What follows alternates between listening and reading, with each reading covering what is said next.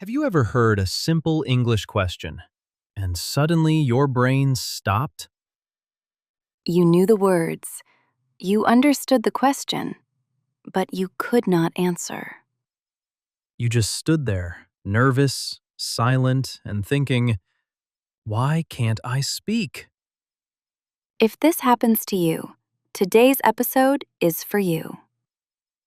Hi, everyone, and welcome back. I'm Alex. And I'm Anna. We're happy you are here with us today. Today, we want to talk about something many English learners know very well. Yes, the topic is stop translating and start thinking in English. This topic is personal for me. When I started learning English, I translated everything. Everything? Everything. Every word, every phrase, every question, and every answer. If someone asked, "How are you?" I first translated it in my head. Even that simple question? Yes, I knew the words, but my brain still wanted to translate. It was like a slow machine. I understand. I did the same. I had vocabulary in my notebook, and I knew some grammar rules. But when a real conversation started, I felt nervous. Same here. I remember one moment very clearly. A conversation partner asked me, "What do you do after work?" That is a simple question. Very simple, but I froze. You froze? Yes, I understood the question, but I started translating. First into my language, then back into English. Suddenly, I forgot easy words. Like what? Words like home, dinner, walk, and relax. Words I knew very well. That happens so often. You know the words, but in the moment, you cannot remember them. Exactly. My answer was slow. I said, I, after work, I go house. And you probably felt bad. I felt terrible. I thought, my English is so bad. But now I know the problem was not only my English, the problem was the translating habit. That is important. Many learners think, I make mistakes because I am not smart. But that is not true. Not true at all. Learning a language is difficult. Speaking is especially difficult because it happens quickly. Yes, listening and speaking are fast. You do not have a lot of time to build perfect sentences. And when you translate, speaking becomes even slower. Right. You hear English, translate it, plan an answer, translate the answer, check grammar, check pronunciation, and then speak. That is too many jobs for one brain. Too many. And the conversation moves on. The other person asks another question, or they change the topic. Then you panic. Yes, you panic, you forget words, and you feel afraid to speak. Dear listeners, have you ever had this moment? You understand the question, but you cannot answer quickly? If yes, you are not alone. Not at all.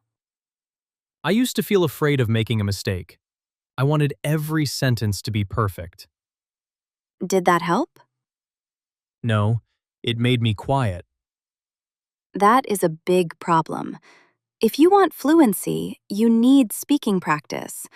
But if you are afraid, you do not speak. And if you do not speak, you do not improve. Exactly. So the goal is not perfect English. The goal is to communicate. To express yourself. Yes, to answer the question, share your idea, and stay in the conversation. Let's talk about why translating is a problem. Good idea. First, translating makes speaking slow. Very slow. In a real conversation, people do not wait for perfect grammar. They want connection. They want to understand you. Right. If you pause for too long because you translate every word, you lose confidence. And the other person may think you do not understand. Yes, even when you do understand. The second problem is panic. This is a big one. When you translate, your brain is busy. Then you feel pressure. Then you think, I need to speak now. And panic makes everything worse. You forget words. You forget simple words. You forget a phrase you used yesterday. You forget how to make a basic sentence. And then you think, I cannot speak English. But the truth is, you can speak. You just need a different habit. The third problem is that conversations move too fast. Yes, people ask questions, they answer, they laugh, they change ideas. They do not speak like an exercise in a book. Real life is messy, Real life has noise, emotion, fast words, and surprises. and translation does not work well in messy real life. Another problem is that languages are not always the same. True. If you translate every sentence from your language, the English sentence may sound strange. Sometimes the words are correct, but the phrase is not natural. To speak naturally, you need to learn small English phrases as whole ideas. Like, I'm not sure. That sounds good. Let me think. Or, I see what you mean. Those phrases help you respond faster. They also make you feel more comfortable. And comfort is important for confidence. So now the big question is, how do we start thinking in English? Yes, because think in English sounds nice, but also a little unclear. Some learners hear it and think, how can I think in English? My English is not good enough. But thinking in English does not mean thinking like a native speaker. Exactly. It means using the English you already know. Start simple. Very simple. For example, when you wake up, think, I am awake. I am tired. I need water. Today is Monday. That is English thinking. Yes, it is not big or fancy, but it is real. When you eat breakfast, think, this coffee is hot. I like bread. I am hungry. I am ready. When you walk outside, think, it is cold. I see a dog. The street is busy. I walk slowly. These are short sentences, but they train your brain. You teach your brain to use English directly. Not English after translation. Direct English. I love that phrase. Direct English feels lighter. It does. And the first step is to use simple words you already know. Many learners wait until they know more words. They think, I need more vocabulary, then I can speak. But you can speak with simple words today. Yes, you do not need a perfect word for every idea. If you forget a word, describe it. This is very useful. For example, maybe you forget the word umbrella. You can say, the thing for rain. Exactly. Or if you forget refrigerator, you can say, the cold box for food. It is not perfect, but people understand. And that is communication. Yes, you stay in the conversation. You do not stop and panic. You explain with the words you have. This builds confidence, And it also builds fluency. because fluency is not speaking without mistakes. Fluency is continuing. Continuing when you forget a word. Continuing when grammar is not perfect. Continuing when pronunciation is not perfect. That is real speaking. I wish I knew that earlier. Me too. I spent too much time trying to be perfect. Same. I thought one mistake could destroy the whole conversation. But most people do not care about small mistakes. They care about your message. They care about the person. Another way to start thinking in English is to speak in short sentences. Yes, short sentences are powerful. Many learners try to make long sentences. Then they get lost. They start a sentence, then stop in the middle, then panic. Short sentences are easier to control. For example, instead of saying one long sentence about your morning, you can say, I wake up early, I drink coffee, I go to work. I feel tired, but okay. That sounds natural. Yes, and it is clear. Clear is better than complicated. Always. Short sentences also help you respond more quickly. And quick response helps you feel relaxed. So, simple words, describe unknown words, short sentences. What else? Practice daily thoughts in English. This is one of my favorite habits. Me too. It is small, but very strong. You can do it anywhere. In bed, in the kitchen, on the bus, at school, at work, outside. And you do not need a teacher. You do not need a book. You do not even need much time. Just a few seconds. For example, I open the fridge and think, what do I want? I want eggs. No, I want yogurt. I need to buy milk. That is real English practice. Yes, it feels normal because it is about your real life. Not a strange textbook story. Exactly. You can also describe what you see. Like a small movie in your head. Yes, a man is walking. He has a blue bag.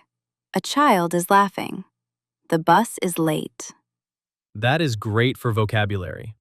And for grammar. You learn grammar by using it.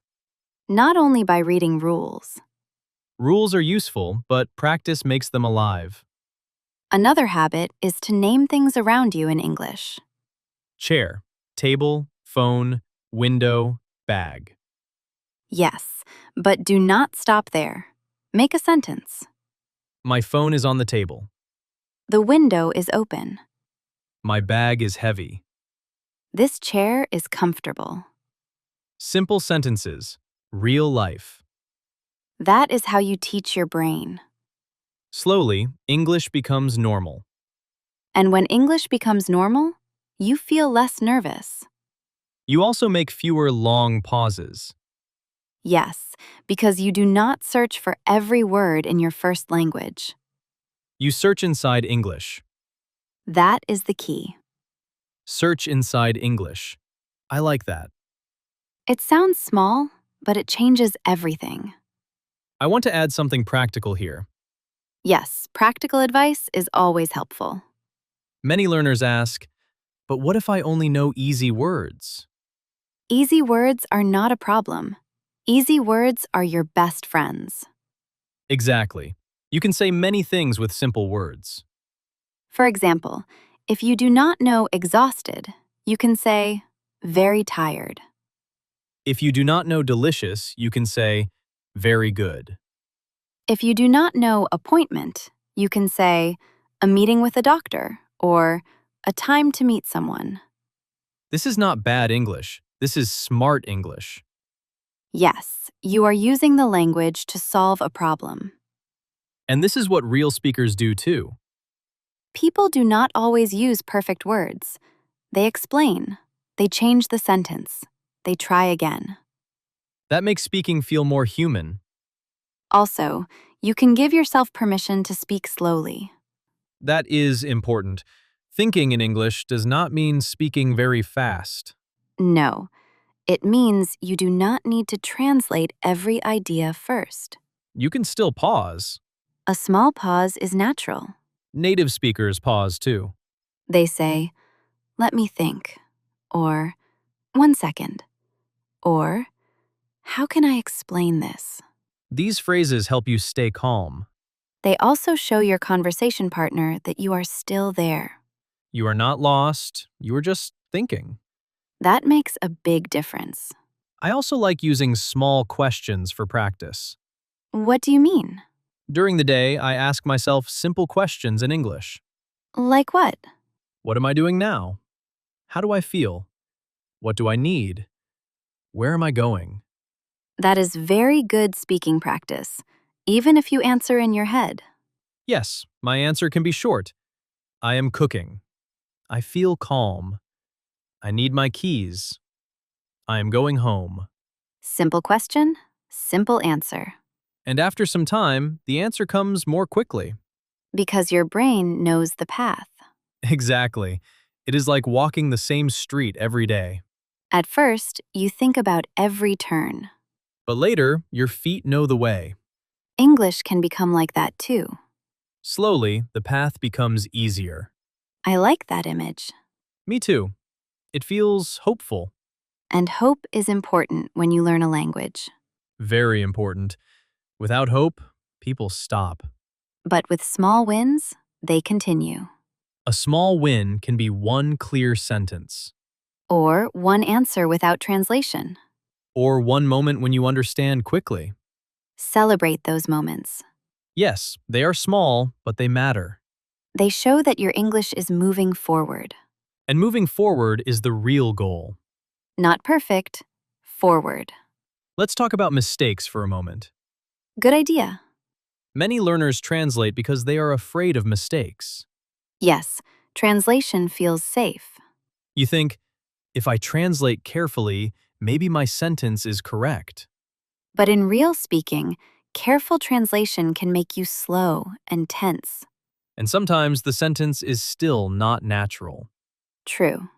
So we need to accept mistakes. Not love them, maybe, but accept them. Yes, a mistake is not the end. A mistake is information. It shows what you can practice next. If your conversation partner understands you, the conversation can continue. And if they do not understand, you can explain again.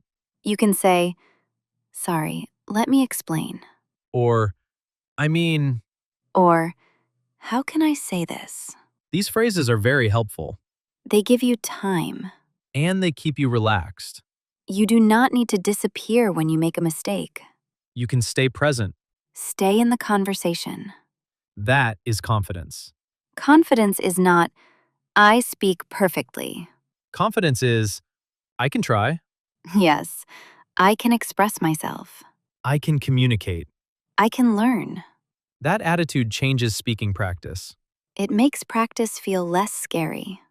I remember when I started doing daily thoughts in English. At first, it felt strange. Strange how? I walked to the store and thought, I am walking. I need bread.